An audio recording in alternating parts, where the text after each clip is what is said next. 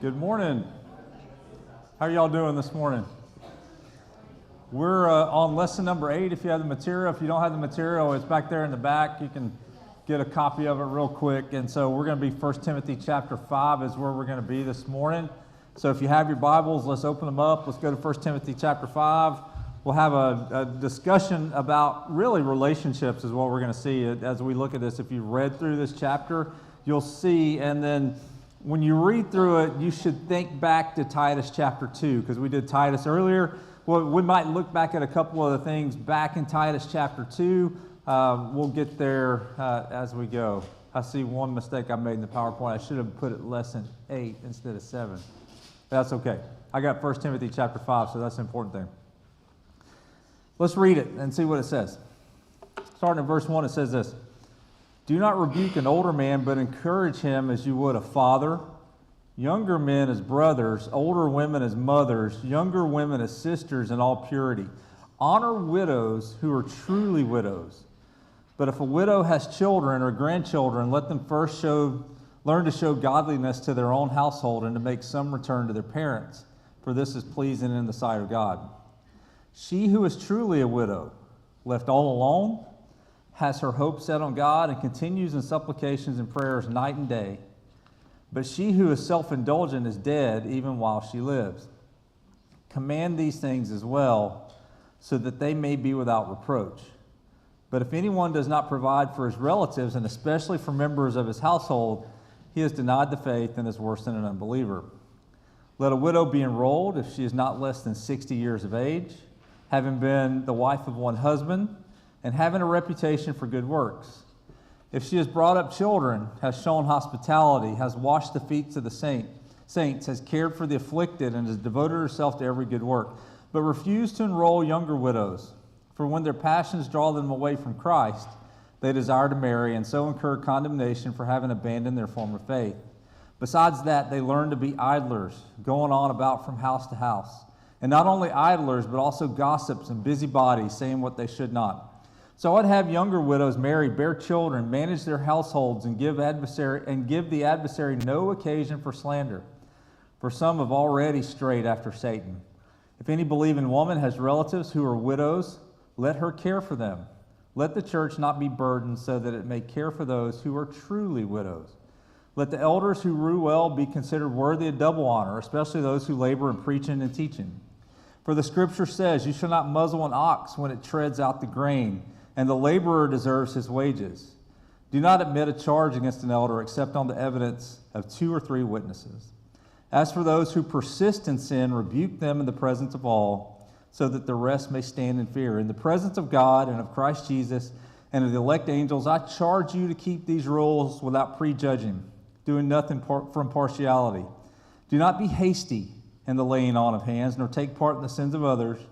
Keep yourself pure. No longer drink only water, but use a little wine for the sake of your stomach and your frequent ailments.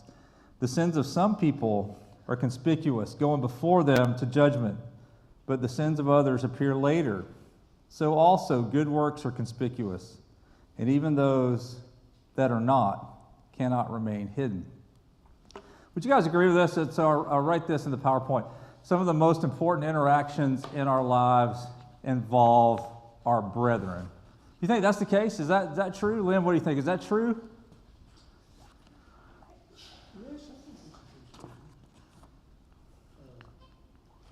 Doesn't rule out interaction with others, but I think with our brethren, I think there's something wrong if a brother, a Christian, and one who's following Christ, his best friends are the people of the world. I think there's a sign there. Our best friends, our closest, should be our brethren. Okay, our closest friend should be our brother. Who else? Who else thinks something? Is this right, wrong, indifferent? What do you guys think? There are interactions we have with the world. Many of us have friends and acquaintances that are outside of the church. Our interaction with them would be appropriate in many situations. But what makes the big difference between an association with the brethren as opposed to others not in the faith is that we have the ability, one, to support each other, two, to help each other, and three, to have a relationship that's as close to a family relationship than just an acquaintance. Do any of you guys, so Anna and I call our friends, what? You want to say it out loud? Framily. Call them our framily is what we call them. And so you think about how these interactions would happen. And so think about Timothy for just a second. Timothy left at Ephesus. So what were the problems that were going on at Ephesus? Do we remember? What's going on there that Timothy is left there for? False teachers, right? Paul leaves Timothy at Ephesus. And we remember back in Acts chapter 20, the warning that some of you are going to fall away. Amongst you, savage wolves will come in and distort the faith and move people from faith. And he's talking to who there? The elders, but we'll get back to that in just a second. Think about how the responsibility that Timothy would have had, a young preacher of the gospel, left there in Ephesus with these people who are older than him in the most part. And what a responsibility that he had to help them and direct them. And so what we'll look at, and so it's too bad that Miss Karen's not here and they're out of town this morning, because we had a discussion about this, and she says, can you imagine some of these older men with Timothy and how they would have been like, I'm not going to listen to anything that this young guy says because he doesn't have any experience, he hadn't done this, he hadn't done that. And so a lot of times, guys especially, we can be stubborn. I look at myself. Anna, am I stubborn?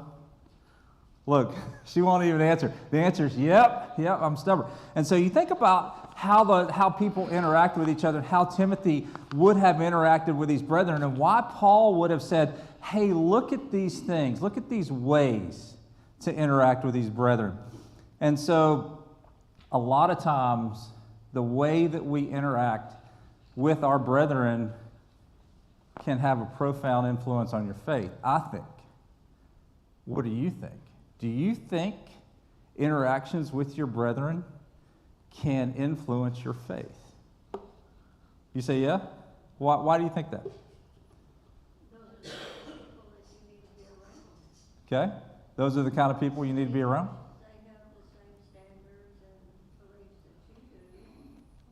Okay, same standards and beliefs that you do. The interaction with brethren has to build up, not tear down. Okay. I think that's why Paul emphasizes a family-like relationship. Right. In the church, with gentleness and respect, he says. Right. And so all of these instructions, when we abide by them, everything just goes better. We can rebuke one another, but it has to be in love. Right. It has to be done right. And that builds both up. Yeah, you're right. Because they should be able to come back and do the same to me. Could interactions with your brethren, hopefully it never happens this way, but could interactions with your brethren damage your faith? Yes. Yeah, you had your hand up. What were you going to say? It is a good example of relations with Peter and Barnabas when they were drawn away by the Judaizing men. Mm-hmm. And we may not have Judaizing brethren, but we have brethren that have different viewpoints, etc., that may be wrong, and we might be influenced by it. One of the things that our brother over here was saying, we talk about family, and we've said that a couple times this morning as we've discussed this, and so a lot of times family, one of the things that you do is keep people on the right road, keep people honest. And so I think about the friends that I have, especially the ones that we have here at Parkway. It's a good opportunity for us to be accountable to each other. Accountable to each other. And I think this is exactly where Paul is going with us with Timothy. He's like, look, here's the roadmap. Here's the roadmap that I want you to give to these brothers and sisters about how they can interact with each other so that they can be accountable to each other. But why? Because salvation is that important. It's that important for them to be willing to talk to each other, to do these things, to work to get people, I say it all the time, help each other to get to heaven. Not that you can do for me what I should be doing for myself, but you can help keep me accountable and help keep me on the right line. So it is our attitude. Okay, go ahead. I'm sorry. I was just going to say, and false teaching will corrupt all of that. All right, false teaching will corrupt all of it. Is our attitude important? Absolutely. So why? Why is our attitude important? I mean, I'm going to teach the gospel. Does it matter what my attitude is? A lot of times it's not what we say, it's how we say it. It's the demeanor that we use. And so I remember he just said that, and so I just had a flashback to being about 7. And my dad, my retired United States Army father, would bring me aside and say something to the effect of, "You have the right idea. The way you said it is horrible. It's not what you said, it's your attitude when you said it." And so I think that's where we get here. It's in these first verses. Do not rebuke an older man, but what? But encourage him as you would a father. Younger men as brothers. Older women as mothers. Younger women as sisters in all purity. And so I told you that we would look back at Titus. Let's go back to Titus chapter 2 real quick, just to remind ourselves of what we looked at when we looked at that particular chapter. And so Paul starts the letter to Titus. But as for each of you, teach what accords with sound doctrine. Older men are to be sober-minded, dignified, self-controlled, sound of faith. Older women. So he goes through this list of the characteristics that these people should have. And so as they have these characteristics, as he gets to Timothy, he says, how are you going to address older men? How are you going to address older women? How are you going to address younger men? How are you going to address younger women? He'll get to how do you address widows. And so, again, in verse 6 of Titus chapter 2, likewise urge the younger men to be self-controlled. You guys remember when we talked about this study, Titus chapter 2, we spent a lot of time talking about self-control. So he goes back, he describes in 1 Timothy chapter 5, and we'll go back there, how these interactions should happen when we get there. So he tells him, do not rebuke an older man, but encourage him as you would a father. All right, we've talked about it a little bit. Tell me about Timothy. What do you know or remember about Timothy? What were you saying? I saw you lip something, Miss Connie. Preacher, right? Is that what you were lipping? Preacher? He was a preacher, right? Relationship with his grandmother and mother. Yeah, relationship with his grandmother and his mother, right? So we'll see that as, I know you have faith. Why? Because it first dwelt where? In your mother and your grandmother, right? So we know he's faithful. If you go to Acts chapter 16, as Timothy is first mentioned, you'll see in there, hey, Timothy is this. And let's look at that real quick. I just want to remind us of who Timothy is in Acts chapter 16 and why Paul might have left him doing the work that he was doing. And so, let's see. I want to get to the right section here. All right, so in verse 1, Paul also came to Derbe and to Lystra. And so you mentioned the Galatian region, Lynn, and so this is where we're talking about. A disciple there was named Timothy. So who was he? Son of a Jewish woman who was what? A believer. His father was Greek. This is it, verse 2. He was well spoken of by the brothers at Lystra and Iconium. Again, that same Galatian region. Paul wanted Timothy to accompany him. So he took him and circumcised him. And so as they went on their way through the cities, they delivered to them for observance the decisions that had been reached. And so look at verse 5. This is as he discusses Timothy in Acts chapter 16. He says, so the churches were strengthened in their faith, and they increased in numbers daily. So Timothy, well spoken of by the brothers, accompanied Paul. Based on the work that they did together, the churches were strengthened. So Paul has a lot of faith in Timothy, a lot of trust in Timothy. So back in 1 Timothy chapter 5, I know we're jumping around a little bit, but I think it's important for us to see some of these things. Timothy had work to accomplish that was super important.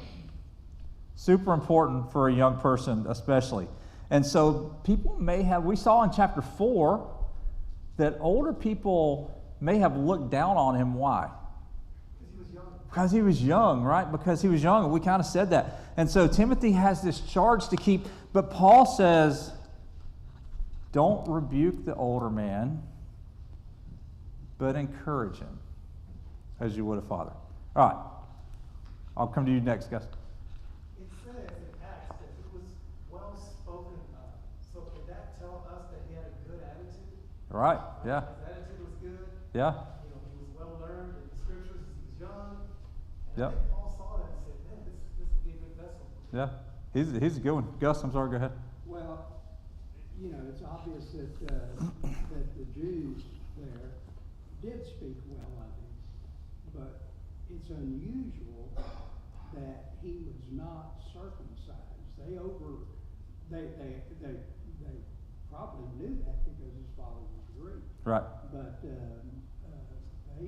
whatever he was doing compensated for a time for not being circumcised. Right. And then Paul took care of it as he took him off into larger areas where he wasn't known. yep. So I want to ask you guys this. So that's a good point that you make, Gus.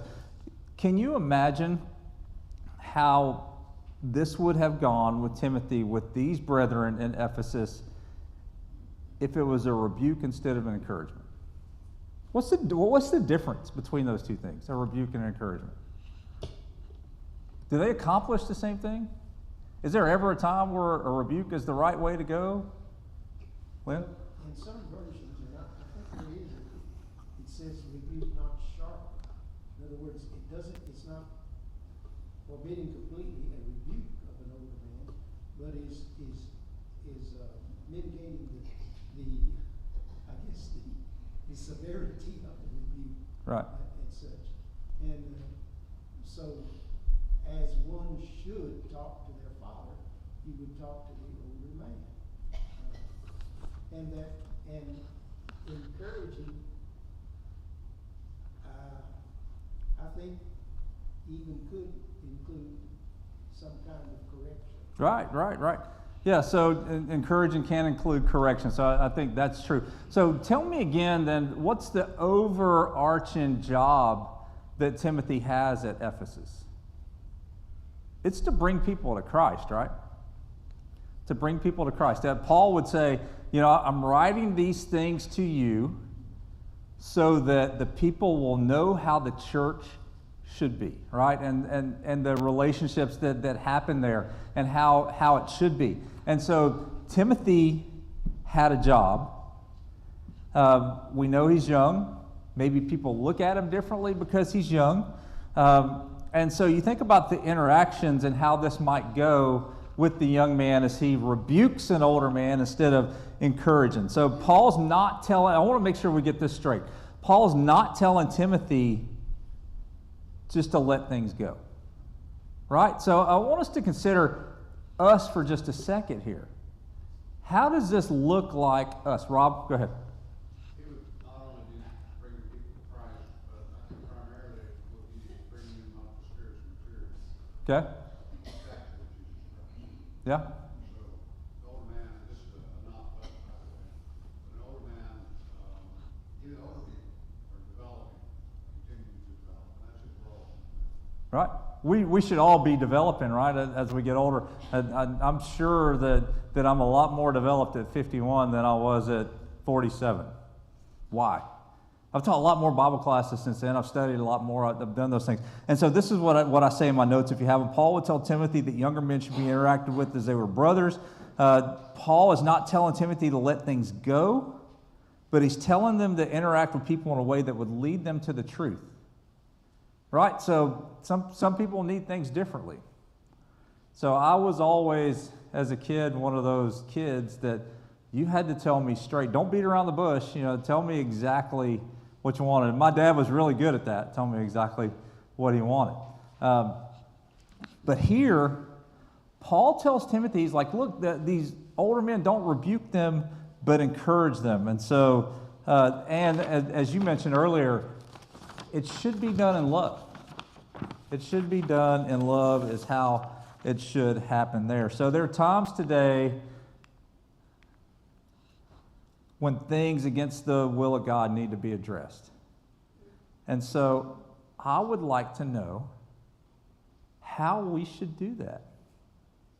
How should we interact with brethren that maybe have gone down the wrong road? Is there a way that we should do that? Kindness, gentleness, and control yourself too. Okay, kindness, gentleness, control yourself. Is that hard, you think? So, from the perspective of an elder who probably has to deal with that, maybe even more than a lot of other members of this congregation, what's your perspective on having kindness and gentleness and doing these interactions with love? One of the things that God put in us is the ability to have choices in our lives. God is looking at us to do the expected work that His plan, His overall plan, His umbrella plan, has in store for us. So we mature in all aspects of the fruit of the Spirit, which is three of what I had just mentioned. And in your maturing, you're supposed to be doing. And by doing that, you look at each individual as completely different than yourself, with different wants, needs, and desires. We have to be attuned to that and reflect to them what their understanding is, so that we can meet them at their level. And sometimes if I talk to Anna about something, it's going to be a lot different than you. Right. With other brethren, sometimes we don't know them that well, but we have to find where there's some ground that we can cover without causing them to turn away and run. Yep. Well, there's not one size fits all. Right. In this thing, like you were talking about, you need direct talk. I'm one of those kind of people too. Gus's sister used to be, she'd be telling me something, and the story was so long, I was ready to go to lunch. And because she didn't want to be direct. Right. And some people just need directness. They don't need all that coddling. They may Yeah. already be fluffed enough. Yeah. And they just need straight talk. So, I don't think you can use one formula Right. for every situation. I agree. And so that's exactly where I'm going with this whole thing. So how do we know then how people would react? You got to know the person, right? You got to know the person. And so that's crucial. It's crucial in these interactions, because if somebody doesn't know me, or they just come up to me and they immediately try to correct me, I'll tell you, I'm probably going to resist. That's just, it is what it is. I might later recount and say, yeah, maybe they were right. But my initial reaction is like, who are you again? Do you even know me? And so you think about the people that are here and the relationships that we should have with one another. As you gain these relationships with each other, you understand that maybe me and Gail need to be talked to a little bit differently than somebody else. Brother, that is very difficult. You're right. You're right. Before I became an evangelist at Pecan Valley, we are a small congregation, we're about 50. I don't know if everybody recognizes the congregation in San Antonio, a big one, Grissom Road. That's where we originally came from. And we were Woodlawn Hills before then, we were smaller. Then we went to Grissom Road, we were 200 plus. I don't know how many times I went up to members, or just people, and say, hey, thank you for visiting us. Oh, no, I'm a member. Right. Okay, you're a member. Why don't I know you? Yep. How am I supposed to interact with you when I'm thinking you're a visitor? Right. And so that makes it very, very difficult. Yeah, so one of the things that I'll say for our congregation here, so when we first came here 12 plus years ago, Rob Perkins actually says, yeah, I see you sit in the front. You're never going to meet anybody if you sit in the front. And I said, okay. He says, we sit back here in the back. I meet everybody. He says, if you're going to sit in the front, you need to come back to the back during the announcements. Exactly. That's almost word for word, right, Rob? 12 years ago. But why? But why? How many of you have I ever met coming out that back door back there? All of you, I'm sure. I'm sure. How many of you would I have met if for 12 years I sat right here in this little corner, or back when we had the benches that went all the way across, sit on, on the other corner? How many of you would I have met that way? And so it takes effort, right? It takes effort. It takes effort to do things together outside of coming to the congregation. It just takes work on your part to get to know your brethren. So I think it's hugely important. And so you think, and we'll move on to widows here in just a second, but this is what I want us to understand about Timothy. What I want us to understand about Timothy is that Paul knew that he had a maturity to handle this. Paul knew that Timothy had this, but he would encourage him to continue to do better. Don't let people look down on you. Keep teaching the things that you're teaching, because in doing so, you're going to ensure salvation for yourself and for those that hear you. He's going to say all these things to Timothy. But he's also telling him, look, there are ways to interact with people. Glenn? I think it's interesting in verses 1 and 2, he uses the family relationships we've been talking about. He mentions parents, he mentions brothers, he mentions sisters. When I think of rebuke in a family, it's children. They're the ones that it's suitable to rebuke, especially boys, because that's the only way you're going to get through those thick little skulls. I was a boy, I remember that. That's the way I was. Yeah. But it's interesting, he assumes if you're a Christian, you're a little more mature than that. Right. You don't respond to that well, and you'll bristle at that, and it will help drive you away. You need to take on a different attitude. Right. So he picks those older, more mature family relationships that work well. And we know from other examples, there is a time for rebuke within the church. Right. Of course. But that's outside the norms. Of course. It's an unusual situation where you need to kind of get more direct and blunt. Yep. Everything about attitude. What really stands out for me in verse 2 is what it says, in all purity. That word pure, purity, clean, innocent. When we really walk with God in that way, we're pure, we're cleansed, we're doing our best to have a good attitude. I mean, people are going to resonate with whatever you say because your attitude is just so good, you're loving. It just, I mean, and even when rebuke comes our way, we take it with, you know what, this sister, this brother's telling me this because they love me and they care about me, and I'm going the wrong way here. So Right. that kind of thing, and it just builds up. Yep. Great discussion, y'all. Yes, ma'am? What do our elders do outside of this building to get to know us? So what do our elders do? So I actually, well, one of them is my father-in-law, so I know him pretty well. And so he might even come to my house every once in a while. I'll go to his house every once in a while. Well, But, my house. well, invite him. Invite him.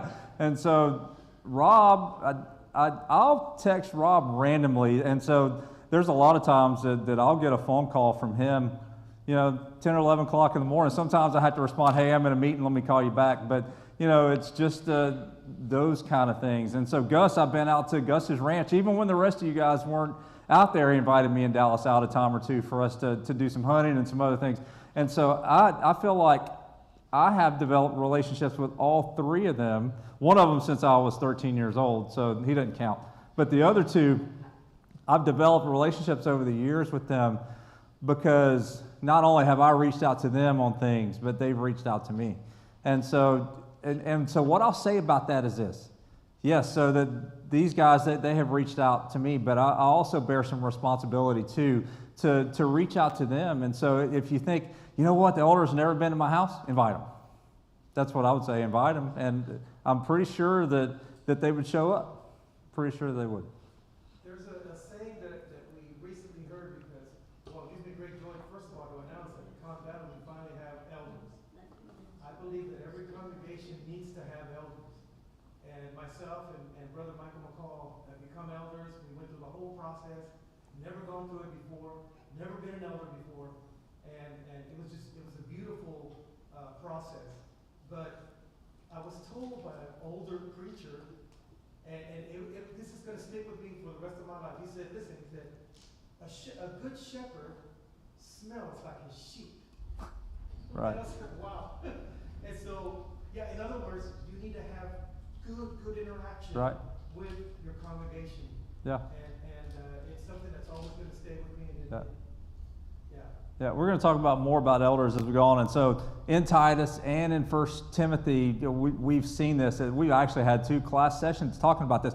But let's look at some of this other stuff. So verse 3 through 16, Paul is going to discuss widows. So verse 3, he says, honor widows who are truly widows. And so we know that caring for the widows is something that's been important. If you look back to Acts chapter 6, what do we see in Acts chapter 6? We see Stephen and that group of people that are set up to do what? To serve people who have needs, right? So why? So the apostles can do what? They can focus on what? The teaching that they need to be focused on. And so we see that going back to even Acts chapter 6. And so here's Paul's going to describe what Timothy should instruct these Christians to do with people who are truly widows. And so we're like, okay, cool. What are truly widows? And so here's what we see. Widows that had been left alone is the first thing that we'll see. We'll see widows that have their hope set on God, and we'll see widows who have continued in supplications and prayers night and day. So let's consider these for just a second. Widows left alone. The primary responsibility to care for widows who have a need falls to who? Family. Family. First and foremost. That's the responsibility where it falls first. So if my mother in Georgia has a need of something, it should not go to the church. It should go to who? Me and my sister, my nephews, and all those family members who are either here or there, my daughters and my son. If my mother needs something and we have to pack up and drive there, fly there to help to do whatever, we have a responsibility first before the church is burdened. Now, does that mean that a member of the church couldn't step in and help her? No, that's not what it means. It means that we would have the primary responsibility. However, here Paul says, for the church to take this responsibility, one of the things is they're left alone. They don't have anybody do that. Lynn? I may be wrong, but it seems to me that he's talking here not just about a one-time thing, Right. an emergency, but continuing Oh, yeah. help. Oh, yeah. Yep, I agree. Continual help, so it's carried for them. And so, if my mother needs long-term care in some facility down the road and she can't pay for it out of the monies that she has through her retirements and all that, it falls to me and my sister. Is who it ultimately falls to. But so Paul here is addressing to Timothy widows who were left alone. And so the responsibility would go to their family if they had them, but if they had no family there, then the church would care for them. Would care for them like literally long term. Not only were they to be alone, but here's another thing. They would have had their hope set on God. And so you think about these women. They were faithful in their actions. They were faithful in their actions as they lived their lives. They did what they could. They did all that they knew and all that they could to serve God throughout their life. This would have been the women that could have been lifted up to other young women especially and said, you want to be the wife that you should. You want to be the Christian that you should. Here's an example. This person has their hope set on God. And so that's the example. They would have been those that you could have pointed to your children and said, hey, look at them. Gail. Okay, so in our culture, a woman financially unable, a widow, is not really, most people are taken care of with Social Security Right. or whatever, financially. Mm-hmm. So I'm assuming this also means emotionally and spiritually you're supporting this person. Oh, yeah, I think so. And that seems to get shoved aside. Right. And it's because we go to the dollar signs in our head. Right, of course. And so I think that is as important, if not more important. They had a different culture. elder, Yep. all. And so we're talking as much spiritually Yep. and emotionally supporting as much as financially, maybe even more the Yep. other way for this generation or this culture. Yep, I agree. If you guys couldn't hear that, I think it's a good point. Gail makes the point that, you know, in our culture, maybe it's a little different financially, but we have a strong job, especially as members of the family, to support these women emotionally and spiritually. And so one of the ways I do, I call my mom all the time. Sometimes she remembers, sometimes she doesn't. But it's okay. We'll call, we'll talk about spiritual things, and we'll talk about, you know, what's going on with the kids. Where does Dallas work? She asks me every day, did Dallas go to work this morning? Yeah, he went to work. All those things. And so, but these are women that have had their hope set on God. And here's another one. Not only were they left alone, their hope set on God, but this one. They have continued in supplications and prayers night and day. And so this is what I say. Faithful, prayerful women that had nobody to care for them. And if they're not faithful, then what happens? You tell me, what happens? They're not faithful. I don't believe that the church is responsible Right. for them because they're not faithful. Yeah, exactly. So left alone, hope set on God, continued in supplications, prayers, night and day. Rob? I think there's a huge difference between what happens today and what happened back then. For instance, younger widows used to command them to marry so they wouldn't be hurt. Right. A lot of widows nowadays, younger widows, have jobs. Just a second, Rob, speak up a little bit, I can't hear you, and I'd like to know what you have to say. Oh, well, society is a lot different nowadays. Back then, younger widows were commanded to marry. Nowadays, younger widows can get a job, they can work, and they can survive, and the government has programs. I do think this list was what we see in Acts chapter 6, where they were selling their goods and bringing the money to provide for these widows. But keep in mind also in those days, widows were, in the Jewish system, were supposed to go out and glean the fields. Right. I don't know many women want to go out in South Texas and pick up the cotton that's left in those fields. Yeah. So I think that Right. our social things have changed quite a bit, and some of this was unique to that day and age. Yeah. So social things change over the years, right? But the Word of God's enduring forever.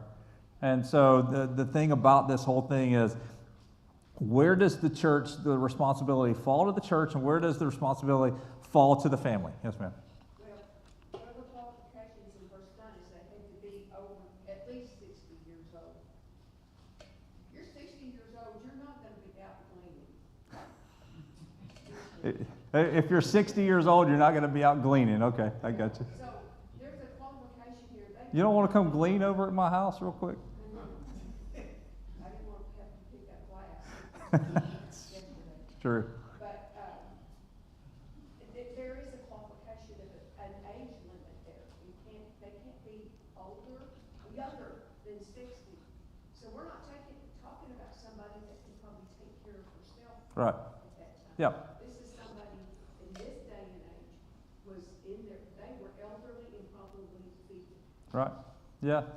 Potentially elderly, feeble at this time, couldn't take care of themselves. And so, look, a huge responsibility falls on the family of widows, but you shouldn't look at it as a burden. And so I think that's where kind of our society maybe looks at things. Sometimes they look at, you know, I have this person, and, you know, you forget the fact that maybe you were a burden when you were in diapers and you didn't know how to use a spoon and all those kind of things. And so I think what a great opportunity, though, for families. What an opportunity to serve. What an opportunity to live Christ-like. What an opportunity to do the right thing. But the people had a choice that they had to make. They had to decide, am I going to do what I should for my family, or am I going to put the burden on the church? And so the bottom line is here in this instance, today's instance, there could be widows that have family members who completely deny them, won't have anything to do with them, completely just shut them out. And so the responsibility at that point, if that widow is left alone, if that widow had their hope set on God, They were at least 60 years old. They were continuing prayers and supplications. The burden may fall to the church, and I agree with what Gail said, not just a financial burden, but you think about the emotional burden, the spiritual burden too, and the interaction with those people. And so I think that's a good point that we've all talked about. And so here's the thing about the women that we would see here.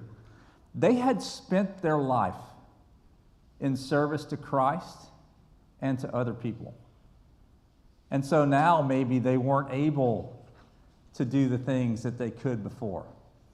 They can still have their hope set on God. They can still be prayerful, continually prayerful. They just might not be able to do the things that they had. So again, as you were discussing on the notes, they were at least 60 years old. The younger widows shouldn't be included because they might desire to get married again. And so Rob made a good point. Today they may have their own jobs and they do these things. They may never marry again. And so you think about how that. They should have been the wife of one husband. And so we look at like the qualities of elders and deacons. They had been committed to their husbands. They were faithful to their husbands while their husbands were living. They were the example, again, that you could hold up to younger people and say, look at such and such. And hold them up. They were known for their good works. They were known for the things that they did. And so hospitality to others, care for others, putting the needs of others ahead of their own. We talked about those kind of things throughout these letters of Titus and 1 Timothy, and we'll continue as we go into 2 Timothy. Caring, they would have been known to have been able to care for people who couldn't care for themselves. In short, they were busy living a godly life, and now they needed somebody to do some of those same things that they had done for other people for them. And so families had the opportunity. Rob? Well, a couple of things. One is, I'm glad I was not an elder back in those days to try to judge who was a woman who lived a life of prayer, and what if she's 59 and a half years old? Right. And all those things. And the reality is, that here in this congregation, we help widows financially that are younger. One thing is, one caveat to all this is that the church not be burdened. Okay, limited resources. So what if the church had plenty of resources? Right. Can the church be burdened? It's a good question. Right. And, but anyway, some of that's going to be a tough call. We, in this congregation, we have financially helped younger widows. Mm-hmm. We had a woman in her 50s or something that lost a husband, and we helped with the funeral expenses. Yep. Glenn? I think there's a distinction here in verse 9 between an occasional help and what verse 9 describes. It uses the word enrolled. Right. If I enroll in school, I'm expected to be there every time I go. Right. So it's not, well, I need to learn something today, so I'm going to show up. No, it's you do this routinely. So in my mind, if a widow is enrolled, that's a consistent thing. You're weekly, monthly, you're helping them financially. And I think what we see at least in our society, is a less frequent set of issues come up. Right. And someone may come to the elders and say, hey, I'm having a problem with this. Can you help me with this? And they Yep. typically do. And so who does the burden fall then in the congregation to determine the best way to use the funds that are collected in support of the church and in support of the gospel? Who ultimately makes those decisions here? The elders, right? The elders. And so I'm I'm positive they'll discuss these things together with each other. They'll come to a conclusion. And so finally, at the end of it, we have like a minute or two left, about 2 minutes. Paul would talk about the elders here. And so you think about the thankless job that maybe they have. Verse 17, let the elders who rule well be considered of double honor, especially those who labor in preaching and teaching. And so you think about the relationships that they would have had. He would say, if there's a charge that's to be brought against an elder, it shouldn't be even entertained unless there's 2 or 3 witnesses to it. If there's an elder that's accused of sin, it couldn't just be a rumor. It couldn't just be a rumor. It shouldn't be a passing thought. There's got to be some kind of evidence. to show it. There has to be people that were witnesses that saw these things. And so, however, if that was the case, then they should be rebuked in front of everybody. Why? So everybody would know and see and be fearful of what could happen. Because the bottom line is, Timothy is left in Ephesus. There will be elders there that will fall away like savage wolves and bring the flock with them. And Timothy will have to address that. And so I'll leave you with this. What a great opportunity we have to live as servants of Christ in our relationships, honoring older men and older women and younger men and the elders and the widows amongst us. And so the relationships that we build are a family. And what a great opportunity we have to live like Christ. Any last comments before we're done for this morning? Amy?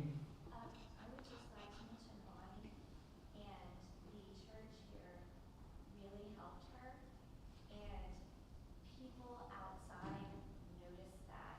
I can't tell you how many times people told me, wow, she's really a part of a great church. What church do you go to? And because the church helped her, that showed that was the light shining. Yep, that's a great point. Miss Bonnie and the way the church interacted with her while she was alive. Thanks, y'all.